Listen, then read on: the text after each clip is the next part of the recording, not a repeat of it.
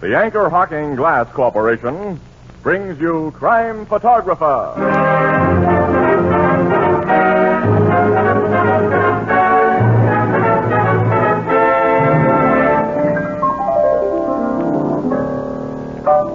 Casey, did you see where my niece got engaged last week? Oh, is her name Princess Elizabeth? No, her name's Jane. Then I didn't see her. How do you like that? If you're not royalty, no one knows what happens to you. You don't have to be royalty, Ethelbert. You just got to be famous. Sure, like Anchor Hocking, the most famous name in glass.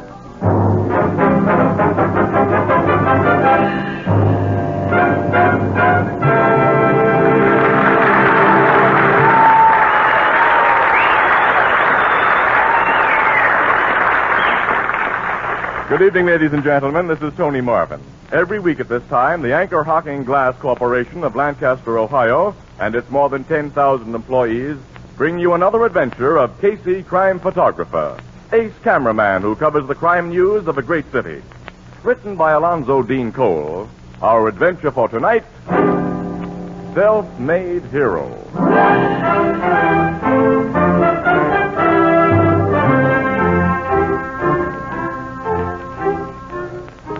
Casey, like most news cameramen, has a radio in his automobile that he keeps tuned to police calls.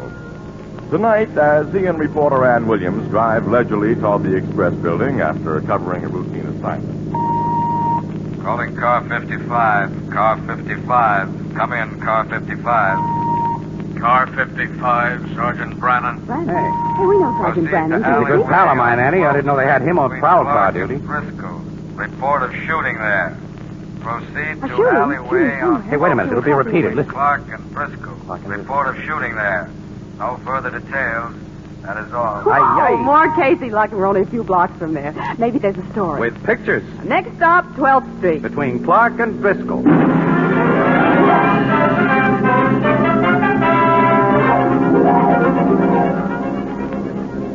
Oh, usual crowds collected, Casey. And there comes a police car, Annie. We're getting here a jump ahead of Brannon.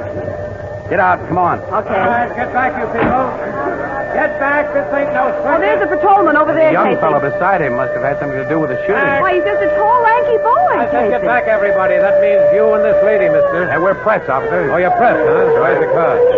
Here comes your sergeant. He knows me. Hello there, Brannon. Oh, hiya, Casey. Hello, Miss Williams. Hello, Sergeant. What's the trouble, Johnson? Why, this young fella here, Sergeant, he says someone took a couple of pot shots at him back in that alleyway. I didn't call for assistance, officer, until I'd done everything possible to help myself. Well, let's get inside this cigar store, then it can tell me what happened. Come on, Casey. All right, move back there. Let us through, will you? Come on, one side.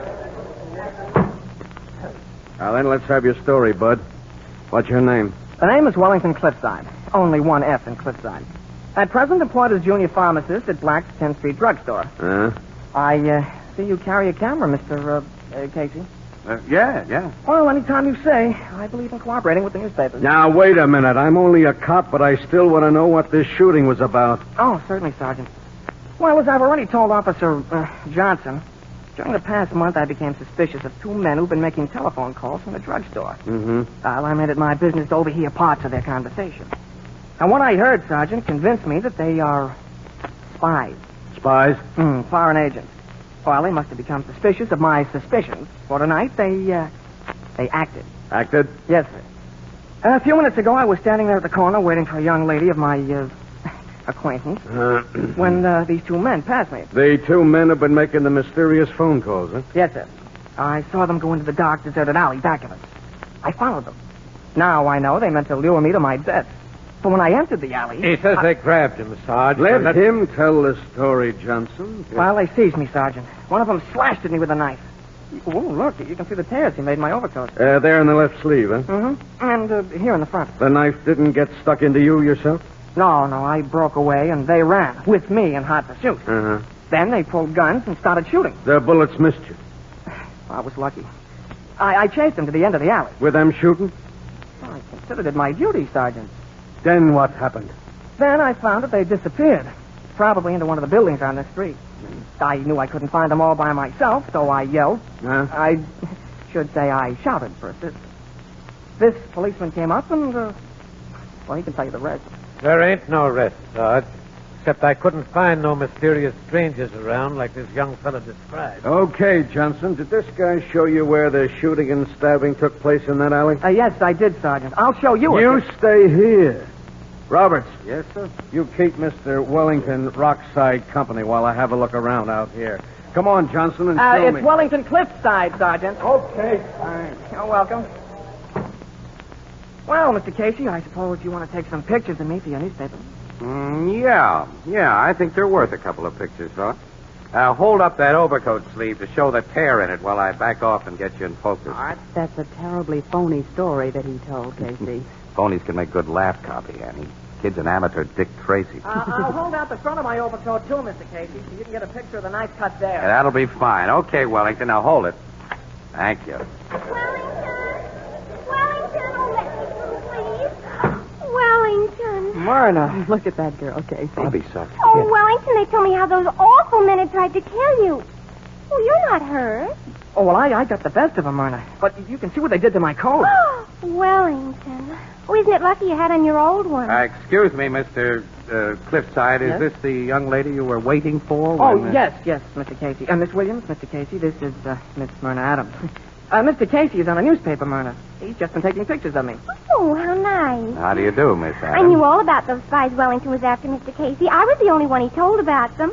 Oh, Wellington, you've been wonderful. If they'd hurt you, I don't know what I'd do. Oh, gee, Myrna, it was... Sergeant Brannon's coming back, Casey, and there's a woman with him. Sergeant. Did you find any clues in the alley that might help us catch those spies? Funny, young fella. Is this the guy, Mrs. Levy? That's him, Sergeant. That long string bean of a kid. What? This lady lives in the flat building next to the alley. She happened to be looking out of her window when you were cutting holes in your own coat with a penknife. All the windows were dark in the alley. The alley was dark. I got the kind of eyes that see good at night. And why should I burn electricity when I'm only looking out my window? I mind my own business. I wouldn't tell the cops if they hadn't come asking me if I saw something. And she saw you fire those shots. I didn't fire any shots. No, but you set off some homemade firecrackers that sounded like shots. Here's pieces of them I found back there. Sergeant, look, I saw you light a match to those firecrackers, young man. Firecrackers? Myrna. There weren't any spies. No one tried to kill you. This was all a bluff. Myrna, look. You cheater, you cheap rug cutter, you firecracker shooter, you faker. You gotta listen to me. I never want to see you again. Don't go away, Myrna, don't. Yeah, you stay here, Let me mister. go. Will you? I gotta explain to her. You gotta let me explain, Sergeant, please. She's gone. You've got some explaining to do to the judge after I run you in. Hey, Roberts, make out your report on this guy, and we'll take him to the station. Okay, Sarge, come on. All right. Hey, Brannon. Yeah? What, Casey? Don't run that kid in. And why not? Well, couldn't you see he was making a grandstand play for that Bobby Sox gal, and it flopped? Well, he's already taken one on the chin and hard. Now, look, Casey, we cops have too much trouble with his kind of I ponies. know, but Bob, do me a favor, will you, Brannon? I'll do one for you sometime. I don't make trades. But I don't get any kick out of pinching goofy kids either. Look, Casey, you can have Wellington Brookside if you only take him away from here. If you don't, well, that mob out there has heard what's happened, and they'll kid him right. I'll take him away. Okay, thanks, Casey. I'll tell him to get in your car. Hey, what's the idea, Casey? I don't like to see a kid KO'd twice in one night, Annie. Look, and when you get to the office, kid, don't write this story, for laughs or otherwise. I'm forgetting the pictures I took. Oh, I get it. Okay. All right, come on. I'm going to drive the kid home, and I'll drop you on the way.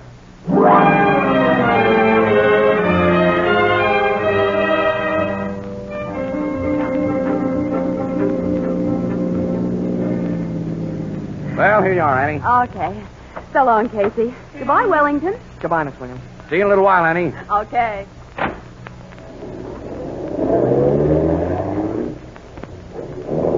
Hey, kid, is that Wellington name, is that on the level? My name is Jack. Jack. Oh, it's my name. Okay, Jack. I don't want to bother you, Mr. Casey. It's nobody. Look, forget that Mr. stuff. Just plain Casey's all I rate. Cigarette? Yeah, thanks. I was too ashamed to open my mouth while Miss Williams was with us. Now I want you to know I think it was swell of you to talk the cops into letting me go.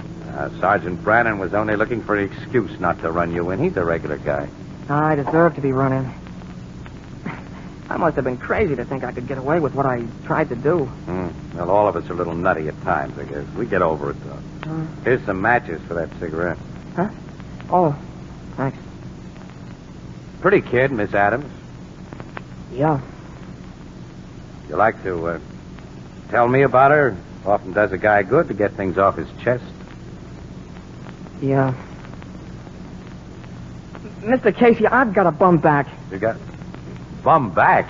I fell down a flight of stairs a couple of years ago, and now I've got to wear a steel corset to keep it in place. Oh.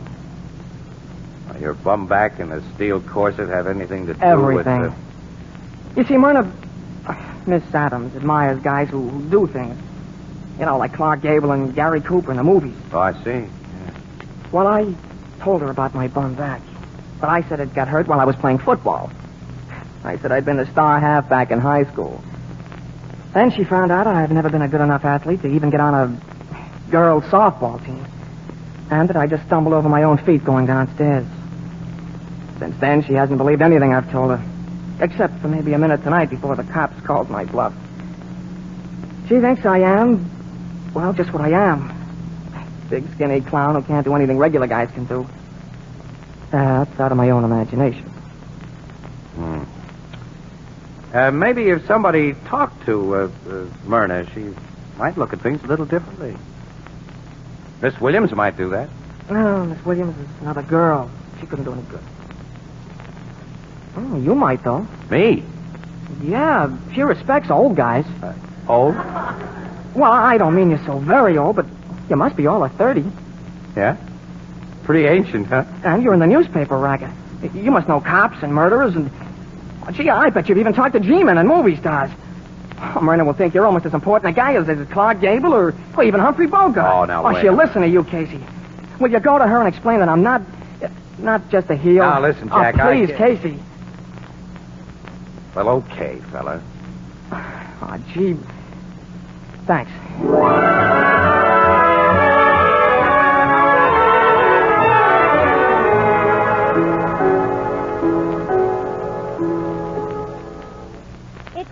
No use, Mr. Casey. I think it's very fine of you to try to defend Mr. Cliffside, but I never want to hear his name again. I consider him a drip. Oh, no. Don't be like that, Miss Adams. He's a nice kid. He's crazy about you. No, Mr. Casey. He and I are through. Forever. I'm sorry. Well, there's nothing more I can say, so I'll shove off. Oh, don't rush away. You've talked so much about Mr. Cliffside, I haven't heard a thing about you. Me? Uh-huh. You've rescued people from burning buildings and captured burglars single-handed, and you're a real hero. Whoever told you that was having a pipe dream. Oh, no, you're just being modest, like I think all men should be. Say, look, where did I put my hat, Miss Adams? Oh, come on. Please sit down, Mr. Casey. No, and let's get better acquainted. There. I've always wanted to meet a man like you.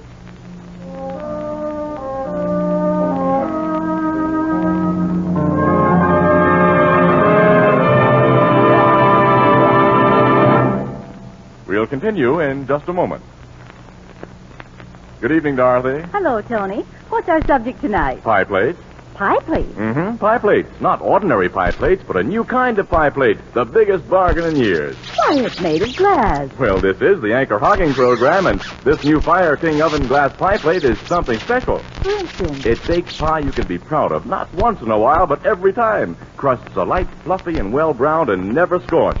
And it comes clean almost instantly without scrubbing. Well, you've sold me, Tony. Yes, this big 9-inch Fire King oven glass pie plate with a 2-year guarantee against oven breakage is being featured tomorrow and Saturday at 5 and 10 cent stores and all stores that sell household glass at a special bargain price of only 25 cents, slightly more in distant cities. Look for the Fire King label. Ask for it by name. Not just an oven glass pie plate, but a Fire King oven glass pie plate. A product of Anchor Hocking. The most famous name in glass.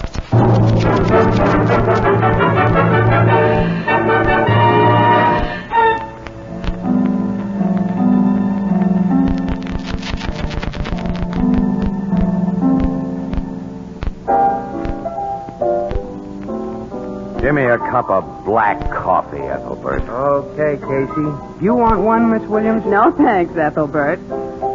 Casey, you look like you got trouble. I'll say he has, Ethelbert.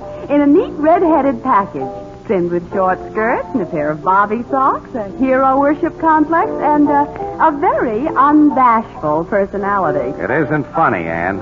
You're talking about a woman, huh? Oh, not a woman, no. A goofy 17-year-old kid that ought to be spanked.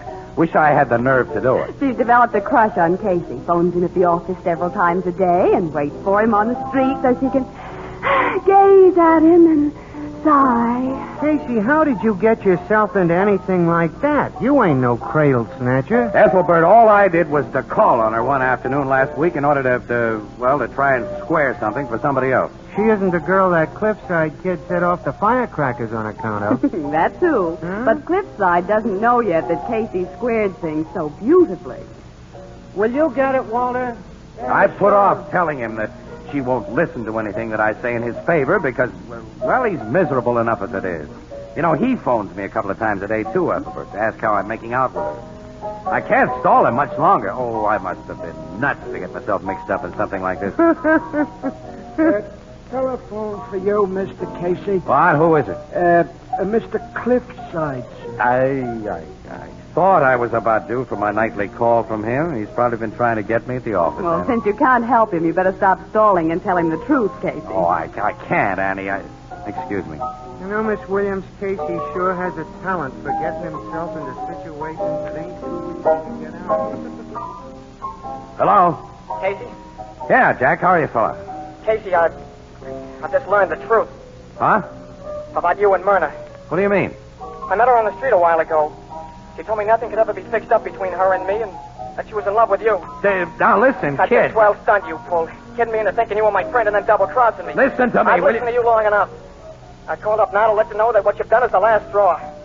When I leave this phone, I'm going to the river. The river? I don't want to live any longer, Casey. I'm going to end it all. You young dope, where are you? Never mind where I am. Jack, I've got to meet you. I've got to talk to you. You or no one else is ever going to talk to me again. I won't be in your way after tonight, Casey. You can have Myrna. I don't want Myrna. Jack! Goodbye, listen. Casey. Jack! Hey, kid! Hey! Operator! Operator! This is the operator. Look, what was the number that just called here? You've been disconnected, sir. I know that. Never mind. Annie. Yes, Casey? Annie, that darn fool kid says he's going to throw himself in the river. What?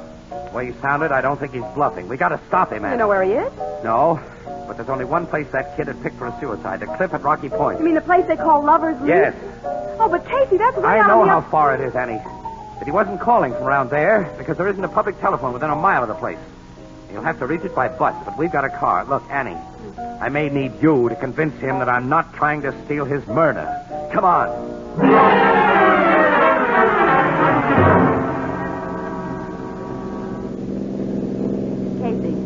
If that crazy kid has picked another spot on the river to throw himself I'm in, not afraid of that, Annie. What I'm afraid of is we may not get there in time. If he does jump, Ann, I'll be responsible. Now, don't talk like that. It's such a mess of it. No, you have not. It was that little fool of a girl who did that. No, I'd like to wring her neck. Well, there's no use blaming her. Oh. As far as we better go with the car. I'll run it off the road among the trees here and turn off the lights. If he saw it, he'd suspect I was after him. He'd maybe get away. That is, if he hasn't gotten here ahead of us Well, and now already... stop thinking like that, Casey. I'll get out of the car and come on, Annie. All right. We'll go out to the cliff through these trees. The moon's pretty bright. We'll be seen on the road. And this is a horrible, desolate place. Yeah. Annie, we can see the edge of the cliff from here. And there's no one on it. Well, that means he hasn't gotten here yet. I mean, he has gotten Now, here. will you stop imagining things? Hey, Casey, someone's coming through the trees on the other side of the road down there. Well, I see. Someone tall and lanky. It's a kid. He's going toward the edge, Yeah, Annie. he sees you. He's running, too, for the edge. Hey, wait, kid, wait! I gotta talk to you. No one's ever gonna talk to me again. Jack, you've got to let me talk. Run, Casey! He's almost at the edge. Stop! You can't reach him in time. Oh, he stumbled. Grab him before he gets up.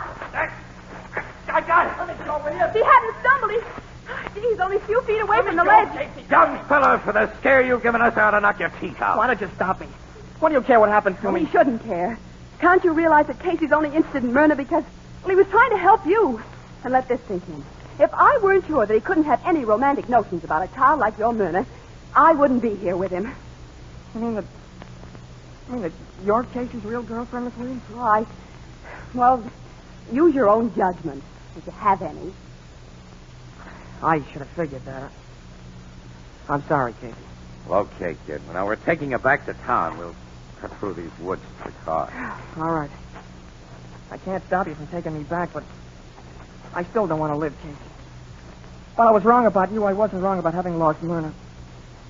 She told me herself tonight that she hated me. Jack, there are millions of girls in the world. Must you have just one particular one? I don't want anybody else. Ever. Whether you're a true monogamist. Hey, car's turned into the road. Wait a minute. Wonder if the driver knows it's a dead end at the edge of the cliff. Yeah, if he's seen where he was heading, he stopped. Hey, wait. Let's see who this is. Hey, Casey, that man getting out. Holding his hands above his head. Guy getting out behind him has a gun. Man, that guy with a gun is Blackie Owen. The racketeer? Yes. Don't, Blackie. Give me a chance. Don't. Oh, he shot him. Casey, be quiet, both of you. Keep back of these trees, out of sight. Okay. Blackie Owens is a dead shot, and none of us has a gun. If he knew we'd seen what we have seen, our lives wouldn't be worth a nickel. He's getting back in the car. He's driving away. Wait, don't move from here until he turns off this branch road. Okay. Now let's go over and look at the body. Annie, Blackie Owens is one of the dirtiest gang leaders in this town. The cops have never been able to nail him. What we've just seen will send him to the chair and give us a front-page exclusive. Jack, I could kiss you. We wouldn't have been here if it hadn't been for you. Casey, how can you think of front pages when you've just seen a guy murdered? Get used to things like murder in the newspaper racket. Well, there he is. Oh, do you recognize him, Casey? I certainly do. And that gives me a good reason not to be too unhappy about this shooting. The guy who just had his last ride was Twist Yarko. Well, he was Blackie Owen's chief gunman. That's right, Annie. Blackie gave it to him right between the eyes. He's dead. As the last year's Daisy. Never seen a dead guy before. It's awful. Yeah. Remember that the next time you think of bumping yourself off, kid. Now come on to the car. Let me get a camera and shoot some pictures of it. There'll be no What? picture. Casey. Hello, Blackie. Stick up your hands. All of you. Okay. I wouldn't have come back if I hadn't seen your car parked off the road after I turned the bend. It gave me the idea that there might have been witnesses to what occurred here a few minutes ago. And I don't want witnesses. He's going to kill us. Take it easy, Jack. The young man, unfortunately for all of you, is right. You see, I prepared a very good alibi for this evening that your testimony would kind of spoil. I'll give you all your choice. Where would you like? Between the eyes, like Yakko? Through the heart or in the stomach? You know, I pride myself that I never miss. If it's all the same to you, Blackie, I'd prefer not to be shot. Casey. Hey, you should have known better than to stand so close to a guy you meant to plug. You got his gun, Casey. You got his gun. Yes, I have. Now, Blackie, we'll go to my car and get a camera and take some nice pictures of you. Right. Now, be good. Stick your hands in the air and get going. Okay, but don't you want this? What are you picking up there? Can't you see? Pair of gloves. The lady dropped them when she stuck up her hands a minute ago. No use leaving them on the road. Yeah, miss.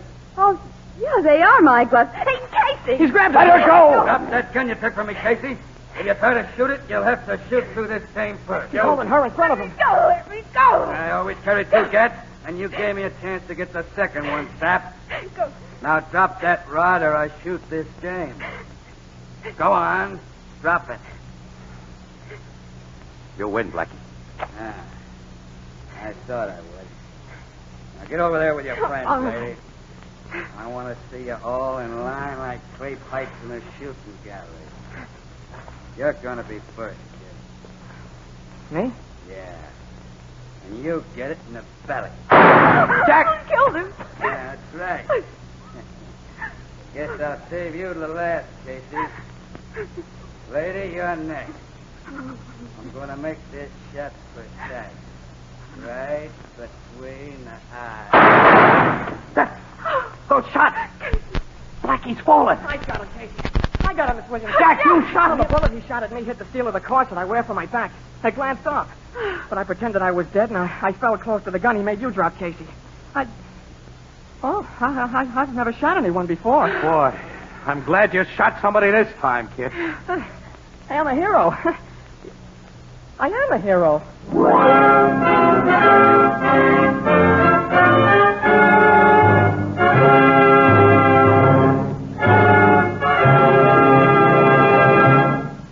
We'll join the crowd at the Blue Note in just a moment. Extra, extra, read all about it. Great new discovery makes beer and ale easy to enjoy. It's a new kind of bottle. A different kind of bottle. It requires no deposit. No fussing with pennies. You don't have to return it. No bother with empty. Just pour out the beer. And throw the bottle away. It's light as a feather. No arm-weary lugging. It's sturdy and compact. Saves space in the icebox. It's easy to open. And safe to drink from. It belongs on the table. It's at home on a picnic. And, brother, what flavor? That true brewery flavor. Protected by glass. As only glass can protect it. Yes, the revolutionary new Anchor Glass one-way, no-deposit bottle is sweeping America. For flavor that's brewery bright, demand beer in bottles. For safety and convenience, demand your favorite brand in the new Anchor Glass one-way, no-deposit bottle. Product of Anchor Hocking. The most famous name in glass.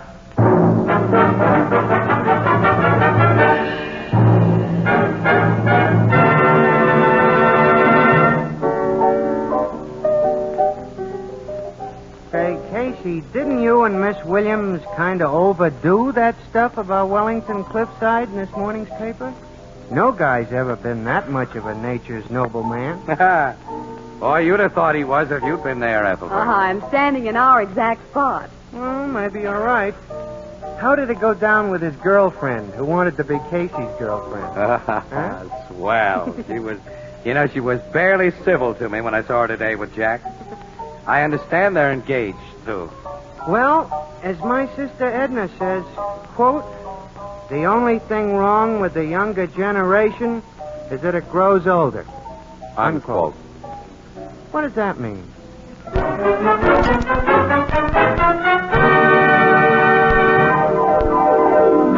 Crime Photographer, starring Stotts Cotsworth as Casey, is brought to you each Thursday by Anchor Hocking Glass Corporation, makers of Fire King oven glass, Anchor glass containers, Anchor caps and closures, all products of Anchor Hocking, the most famous name in glass.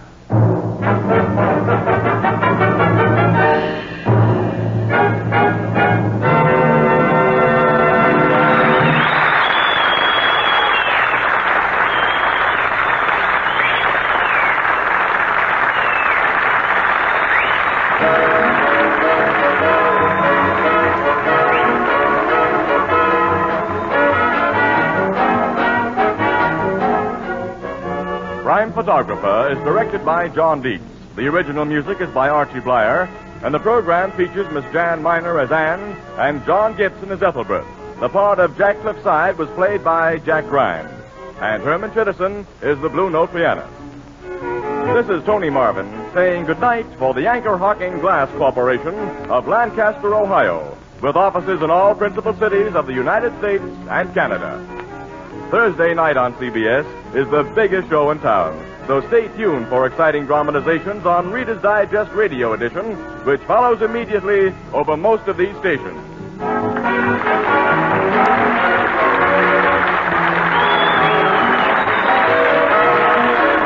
This is CBS, the Columbia Broadcasting System.